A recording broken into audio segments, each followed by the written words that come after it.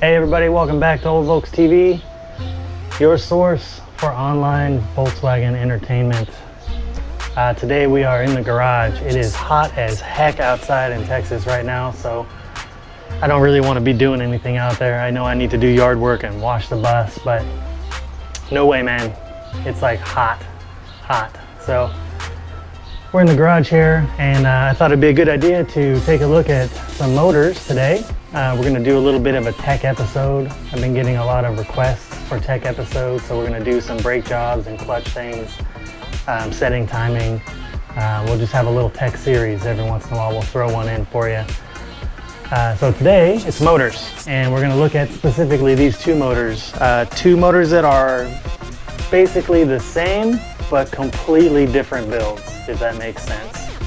On this side we have my little 2180 fuel injected turbo built monster motor for my race car that I sold, and it's actually going to go in my camper so I can have fun with it. I've had it for a long time. I've been building it for a long time.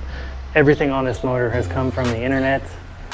It's super easy nowadays with the internet to build your dream motor, and that's basically what I did.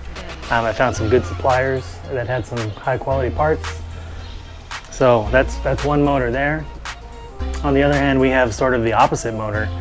This is a little 1641 used motor that I got from a friend of mine. He took it out of his car because it was just a little too small for him. He wanted something a little more fun.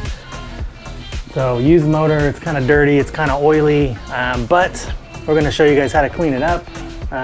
This motor I'm building strictly with face-to-face transactions like we used to. You know, when I was a kid, we didn't have the internet. You know, we had magazines, we had swap meets, we had, you know, friends with piles of parts that we could dig through. It's kind of a challenge for me to see if I can get this motor, you know, get everything I need for it, get it assembled, put it in the car, you know, get it running really nice. It's for my wife's car for the ragtop bug, so it's got to look pretty, you know, because that car is going to be really pretty. So face-to-face transactions, no internet involved really with this one, so it's gonna be a fun challenge, and you know, we'll bring you guys along on that. So right now we'll just jump in. I'll show you what the internet can do for you, and I'll show you all the great options we have for parts now.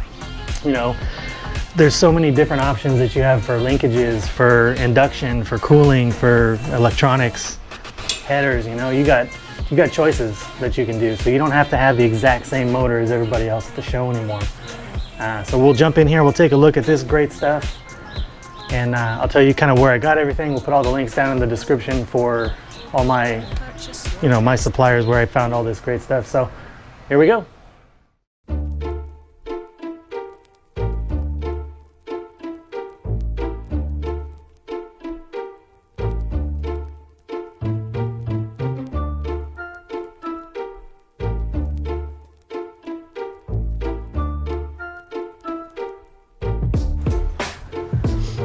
All right, so here we go. We're going to take a look at this monster race car motor that we've got here.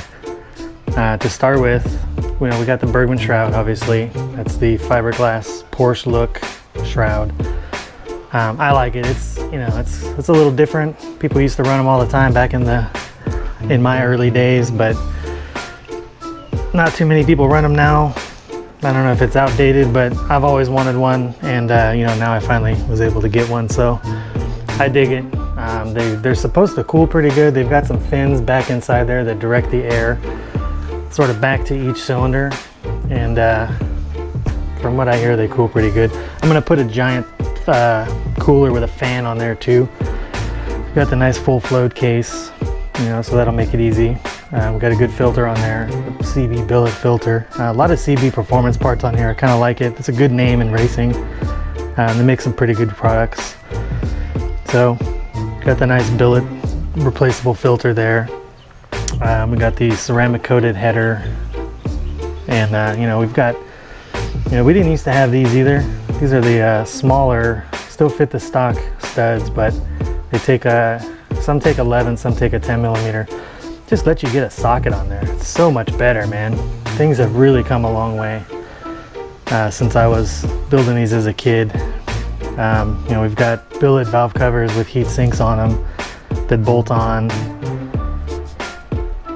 I kind of like the look of that. It's a solid look. It just looks a little stronger, you know, a little more heavy duty.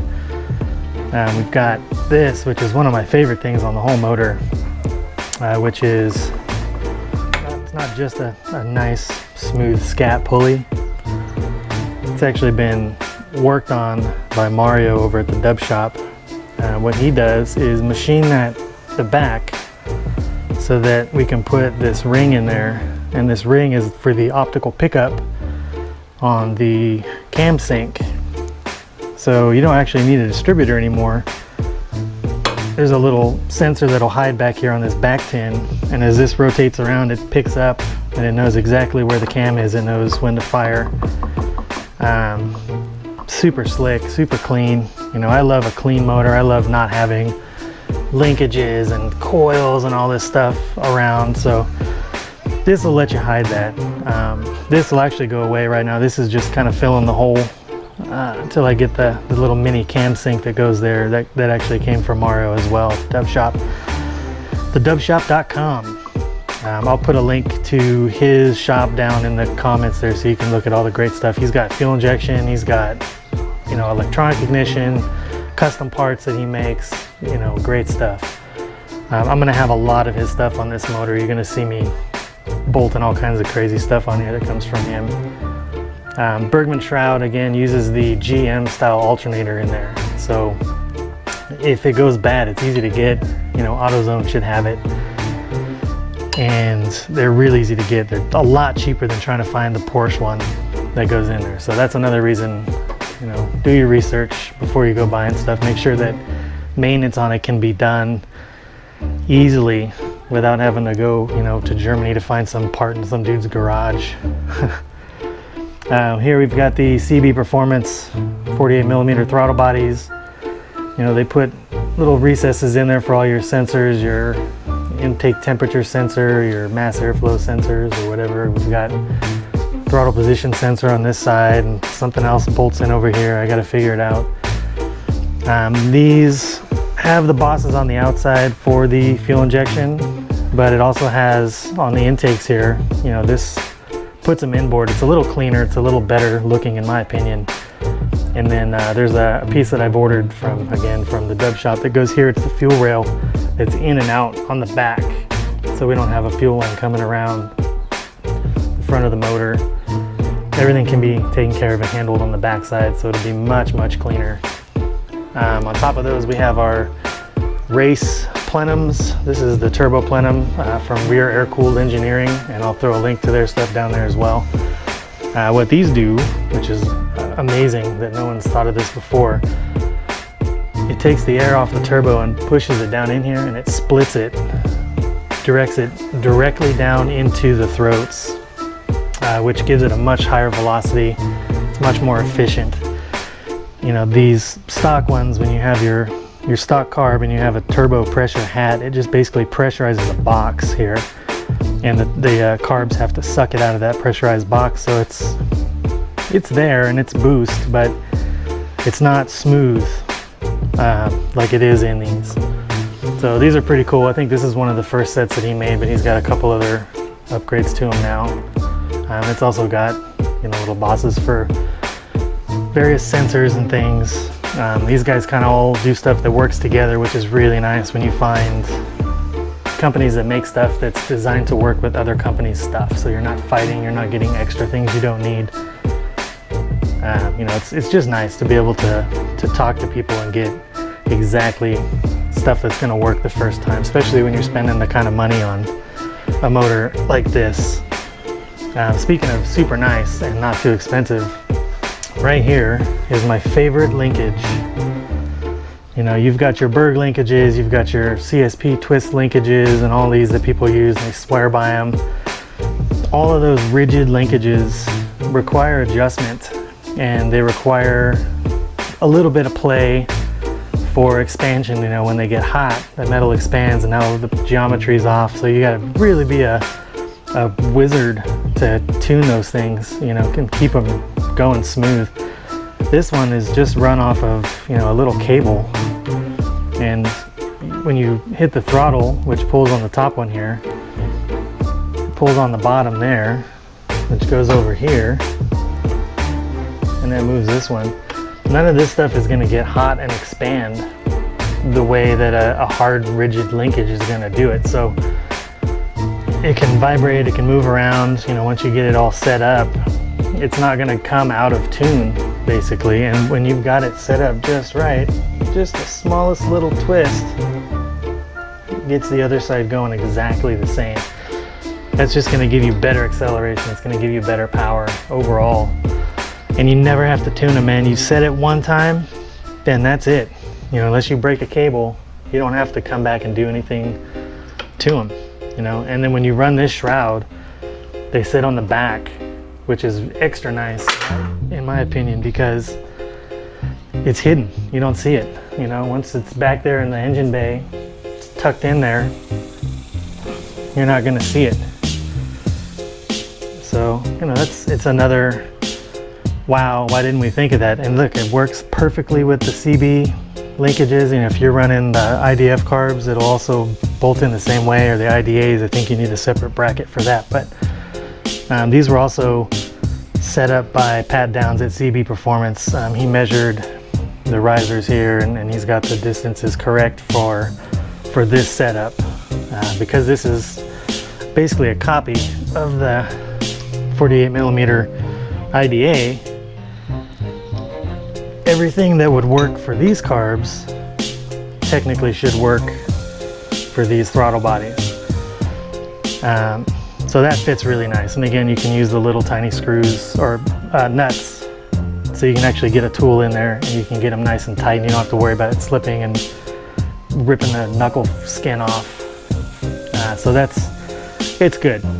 So the internet, man, you can get everything you want. You can build your dream motor without even having to buy anything. You can research, you know, you can look up all the little parts and knickknacks that you might need. You can set a budget for your motor. You can decide what to buy when. You can look for deals on stuff. That's how I do it. This motor's been in my garage for 3-4 years getting built, because I knew I wanted the stuff that I wanted. And you just have to find it, you know. Unless you got tons of money, you can just go out and buy everything all at once. But I don't have that. I don't know many people that do. So it's good to have the, you know, the knowledge to look it up and call a friend. And those guys at CB Performance or at the Dub Shop, they're great guys. They, you know, if you email them and give them time to respond, they will answer your questions. And I actually ordered, when I had my turbo kit, and I ordered the, what do they call this thing? I just said it. The crank trigger ignition system. It's a CB system that the Dub Shop modifies. I talked to Pat there. I told him, hey man, I'm running a turbo. Is there anything else I need? He actually sent me the single boost controller and a bunch of other stuff that wasn't included in the kit when they made it. He just sent that directly to me because, you know, we kind of talked about my setup. So it's worth calling. Don't just order stuff. Call and talk to somebody, and they definitely are the experts on this stuff. They build these motors every day, and you know, they're a wealth of knowledge. They've done stuff that didn't work, and they know, and they'll tell you, hey, don't do that. So perfect motor in my opinion. That's a nice, strong, fast running motor. It's going to start every time. No adjustments really, you know, it's all computer controlled. You plug in the laptop like a modern car. Who'd have thought, you know, you're driving around in this old bus over here, and you're gonna plug in a laptop to tune it, you know? It's crazy. But that's the way everything's going now. You know, you want high performance and maximum tunability, that's what you get. So that's that motor. Let's switch gears here and go into the little guy motor, and we'll kind of take a look at the opposite side of the spectrum. You know, a smaller little motor that needs a lot of love and a lot of cleaning, and this one's all old school. So let's change gears here and we'll jump into that. All right, so here's our little 1641, you know, used, grimy, greasy motor. I knew it ran good because it came out of a running car, and I trust the guy that I bought it from. So it just needs to be cleaned, and it needs to be, you know, kind of freshened up. So we've got a million options of what we can do with this motor. It's kind of a blank slate.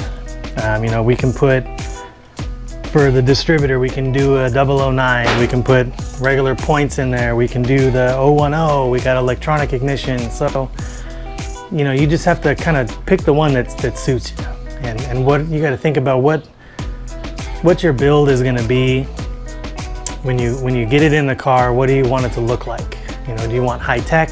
You want lots of chrome? You want lots of fancy electronics, or you want something that looks a little more vintage, something a little more vintage performance kind of stuff?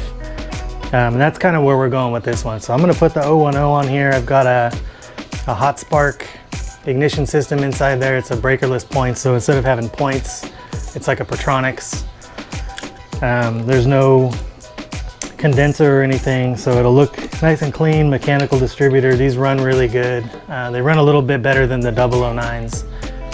Because they're made to be on a motor, not necessarily on an industrial motor. So we're gonna go with the 010. Fuel pump wise, you know, you have a ton of options. You got electronic fuel pumps, you got mechanical fuel pumps. I like these little Pierberg style pumps because they're rebuildable. I found this one at a swap meet a while back. Somebody put it together backwards.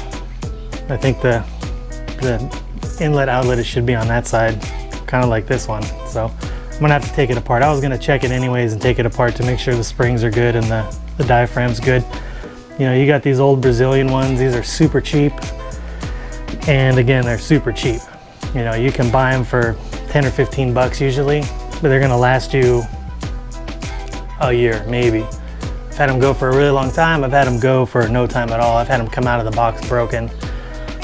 You know, if it's all you can get two. Because it's gonna fail on you. There's better ones that you can get, you know, the stock style. If you're running an alternator and you're running a generator, you need to make sure that you get the right one for your application. The generator ones are taller, and the little rod that pushes it, you know, that goes up and down inside there, is longer. For the alternator style, everything's a little bit shorter. This is an alternator style pump. It doesn't have that big dome on top, and it sits a little lower to get underneath it. So make sure if you order one, you get the right one for your car. Alternator, generator, and get the rod too. The rods are like $3 or $4. It's worth getting a new one when you replace it, because the old ones are kind of worn down. You lose fuel pressure, you know, that could be causing some of your issues too. So we're gonna go with this Pierberg pump. I'm gonna take it apart and flip that top around anyways, but that's gonna look good on there. Kind of goes with the theme a little bit. You know, alternator stand, I like the stock cast look with a cast alternator on there. I don't like a generator. I just like the convenience of having an alternator on there.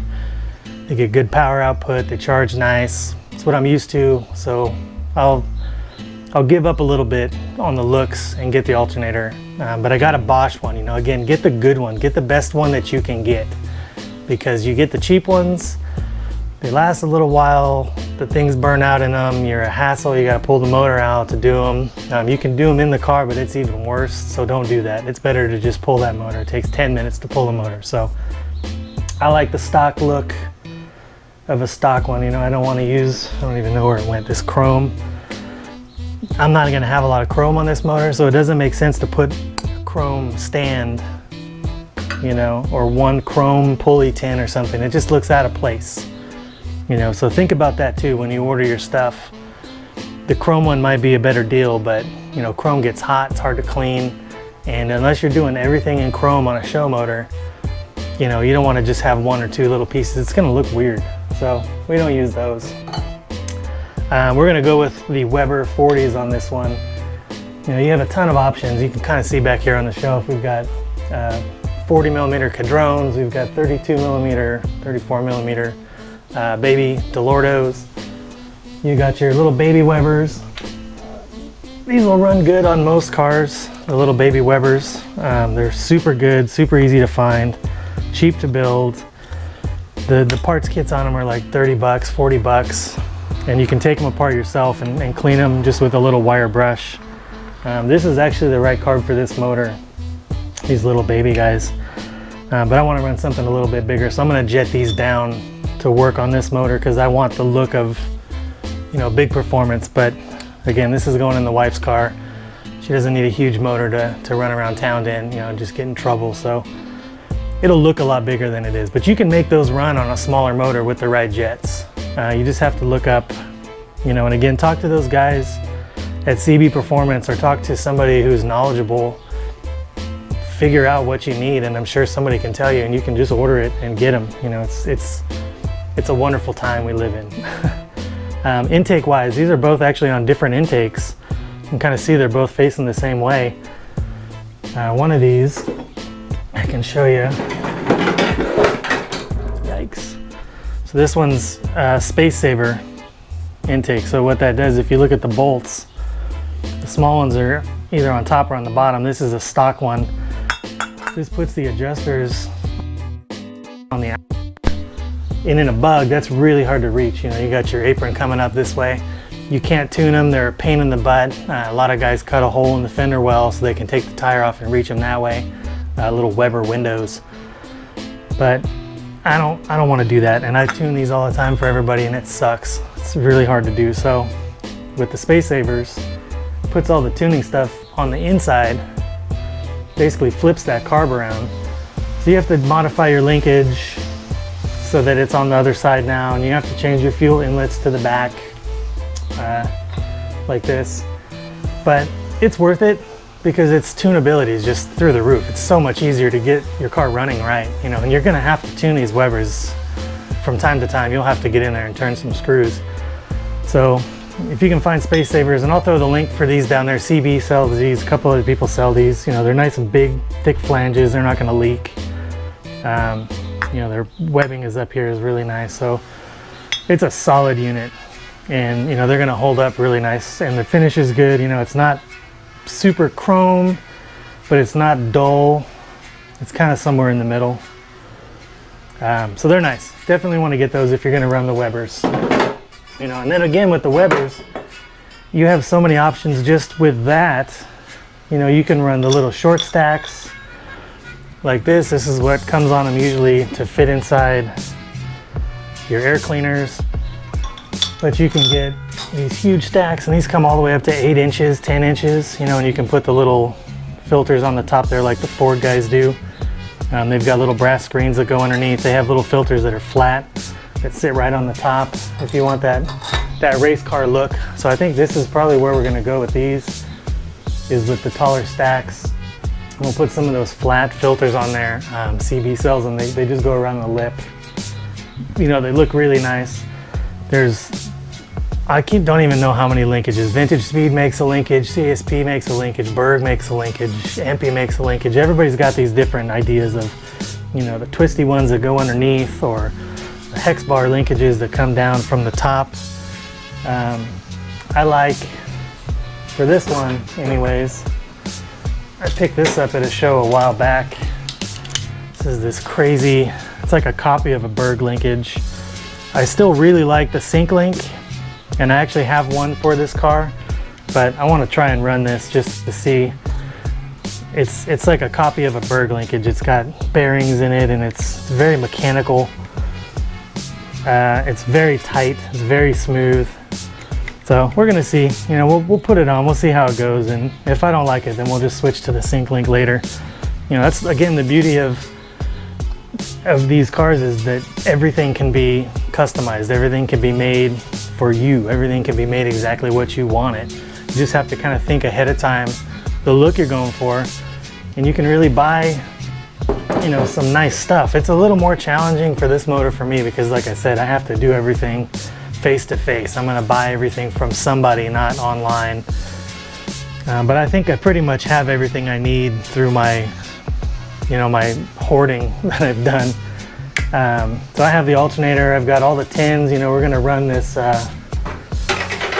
36 horse style shroud. And these things are a pain. You know, the not German tins, you always end up having to trim them or adjust them somehow. So this one's not even fitting already. But this is a good look. I like the way these look on there, and it fits really nice with these carbs. When you're running the dual carbs, it gives you that little bit of extra room to be able to, you know, do your thing. I've got the, all the nice tins. So we're gonna get into that when we build this motor. I'll show you how to trim the tins, how to adjust the tins, to shim them, cleaning them, getting them painted or powder coated. You can actually make a really nice setup at home with spray paint. Everybody thinks spray paint is this thing that's just real cheap, but if you prep it right and you do it right, you're gonna get a good outcome. I've done show cars that have won trophies with spray paint. So, you definitely don't want to just leave it with this factory coating, because this isn't even paint. This just keeps them from rusting in transit. This stuff's going to burn off. It's going to flake off. So you definitely want to sand them and paint them. But we'll get into all that when we build this motor. And we've got this it's another little cool trick that I found at a show, and I just had to have it, and I never got a chance to use it. So this will be the car. The stainless steel fuel line, it sits behind the shroud. No more leaky hoses or anything, dumping fuel all over everywhere. I'm going to put it's got the AN fitting, so I'll put a good braided stainless steel down to where it comes out of the pan. I'll probably have to shrink this down, because now, being the inboard ones, but they're easy to cut and flare and just move it over. And I put the little fuel gauge, or fuel pressure gauge, on there. Kind of looks nice. I've got a matching oil pressure gauge that I can put down here, just to add a little flare in the engine compartment, give it that racy look. This will all be hidden behind that shroud. You'll just see this poking up.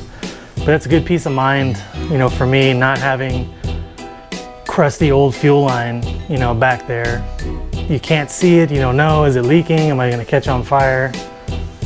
So, that was a good purchase. And I think I found the guy that sells them, so I can put the link to that down below as well. Those are really cool. I like those. I think they only work with the Weber, this style, IDF style carbs. I don't believe they work with anything else yet, but he's kind of working on different versions of it. So, you've got options. So you've got options on your hardware too. If we look, you got your stock style, just a regular old 13 millimeter, nut. You can get these in brass, you can get these in copper, you can get these in black, and they work nice.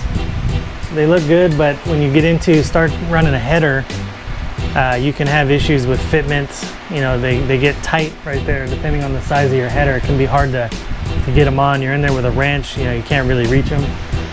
So to combat that, now they make these. It's the same diameter for the stud, but it's a smaller outside. It's a lower profile. You can get an 11 millimeter on there instead of a 13. That gives you a little bit more room to reach, and so that you can get around when it's close to that header. These are really good. I like to use these on the carbs also sometimes, just because it's a nice look. It's a little taller. Put a little washer underneath that, and you're good. You can get them in brass. They make them in brass. I think I've seen them in black as well. And I think I've seen these in copper also. And that looks pretty good. The brass looks really good when you're running a lot of brass, and the copper, it looks really good on the motor and the carbs. You've got these take a number 10. It's even smaller. These are great for the headers if you have a really big header. Has a little flange on the bottom. So you should still use a washer, a little lock washer on there. But if it's super tight and you can't get in there and you can't get room, this actually spreads the load around like a regular size nut. But it just takes a smaller socket, so you can get in there and actually get them nice and good and tight. And those come in copper as well, and I think I've seen them in chrome. And they even come in these, which is my new favorite, the black 12-point. These are awesome. You put a 12-point socket on there, and the movement that you need to tighten them is so much less, because it's biting in so many different places.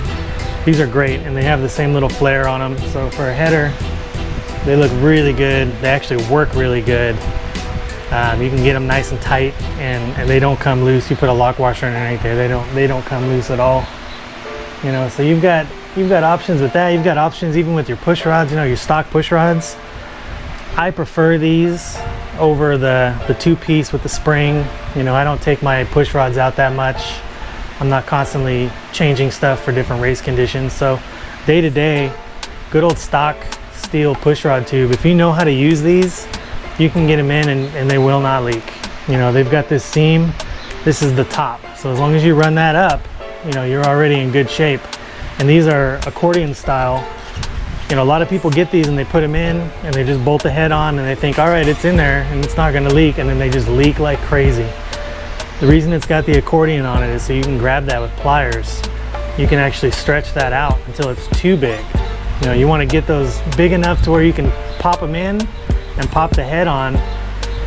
And then as you tighten the head down, it's gonna compress that accordion down so it always has just the right amount of tension on it. And you know, with the good silicone seals you put on the ends there, on the case and the head side, those don't leak. You know, I mean, if they leak, you did something wrong. They're great, they're cheap. You get a whole set of them for like 20 bucks. I was lucky when I bought this motor, whole set that I can replace, because these are kind of gross looking. So those will get done. We'll clean the heads up. We'll take the heads off and check the pistons. You always want to check it, even on a motor that was running good. You want to get in there and take a look at the surface, you know, maybe see if you can get some of the carbon off and make sure it's not burnt. The plugs looked okay on this, so I don't think it was running lean or hot. But we'll get it all apart and get it cleaned up, and I got some more goodies on the way to put on this motor, so it's not going to look like that for long. It's going to look really nice. It'll be fit for that car. When that car comes back and we get the interior in, we're going to do a whole series on that car, getting it put together, but this motor is going to be sweet. So that's good. So I hope this was helpful for you, and I hope you enjoyed it. I enjoyed it. We had a good day today. It was hot, but you know, sometimes it's nice to just take a break and take a breather. If you like what you saw, subscribe, hit the link down at the bottom there. I'll put the links for all this good stuff, all my guys Mario and Pat over at CB Performance and the Dub Shop. Get the links for them in there. You can go buy your own, build your own dream motor, or build your own, you know, budget motor. Everything you need to do is right there on the internet. Check out our friends at volksamerica.com. America's #1 Volkswagen magazine, full color magazine, thick paper, you know, very nice, high gloss. They are just a great magazine. They put a great magazine together. It comes out quarterly, so you're not getting them stacking up, you know, piling up. You can't get to them all because you keep getting new ones. We've also got Volksmania magazine coming out. That should be out any month now, I think, in the next couple months. And that's a free magazine. That's like Volks America high quality magazine, but free. And you can get those at volksamerica.com. You can subscribe to both of those. So do that. Check out our friends at VW Life on YouTube, right here. Those guys do some great work. They're always having adventures. Matt and Gary, you know, they know their Volkswagens inside and out. So they'll tell you everything you need to know. They have a lot of fun doing it. VW Life on YouTube. Check them out. Thanks for watching.